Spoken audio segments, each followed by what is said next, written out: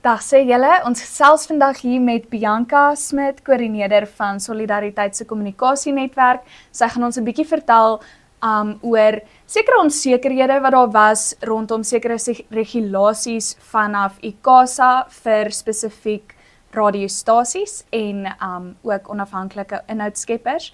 Daar is 'n groot oorwinning gewees en goeie nuus wat sy vir ons gaan vertel. So basies is ons gekontak deur Marula Media en Marula Media het vir ons gesê hulle het verskeie kommunikasie ontvang van radiostasies wat bekommerd is. ICASA het skrywes aan hulle gerig waar hulle vir hulle gesê het hoe hulle sekere goed gaan implementeer en dit het regtig oor hulle afhanklik is van eksterne inhoud, regtig onsekerheid veroorsaak. So die oorspronklike skrywe wat hulle ontvang het verwys na die 20%, dat hulle net 20% eksterne inhoud mag deel en hulle is nog altyd baie gemaklik geweest daarmee.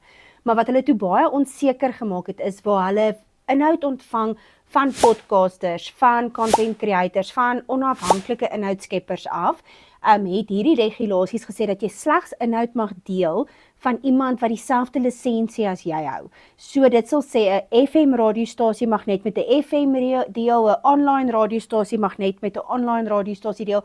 En dit het baie onsekerheid want dit het verwarring veroorsaak van hoe beïnvloed dit nou die inhoud wat hulle ontvang van 'n podcaster of 'n onafhanklike inhoudskepper af, soos Marula Media. Ja, en ek bedoel dis ook baie radiostasies is afhanklik van hierdie inhoud wat hulle van buite af kry. Hulle dalk nie die mannekrag of hulle dalk net nie die hulpbronne om al daai inhoud self te skep nie. Absoluut, baie van hierdie gemeenskap radiostasies is afhanklik van vrywilligers wat by die gemeenskap radiostasies werk. Baie van hulle het net 1 of 2 permanente werknemers wat daar werk.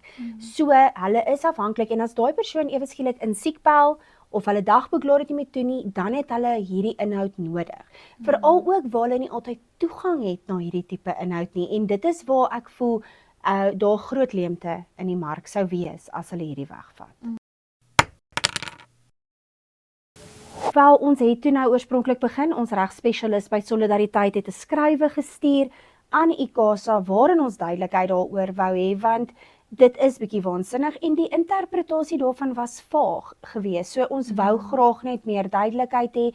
Ons regsspesialis het skrywes gestuur en daarna het ons daarom toe nou terugvoering van hulle af ontvang oor hoe hierdie wetgewing in die toekoms geïmplementeer gaan word en die positiewe nuus is dat dit wel nie onafhanklike inhoudskeppers en podcasters en content creators gaan beïnvloed nie. Wat dit wel beteken is dat 'n online radiostasie gaan nie mag inhoud deel met 'n FM radiostasie nie. So die oomblik as iets uitgesaai word deur 'n broadcasting service, gaan hulle nie meer die content mag deel nie, maar dit beïnvloed bitter min uitsaaigeriewe.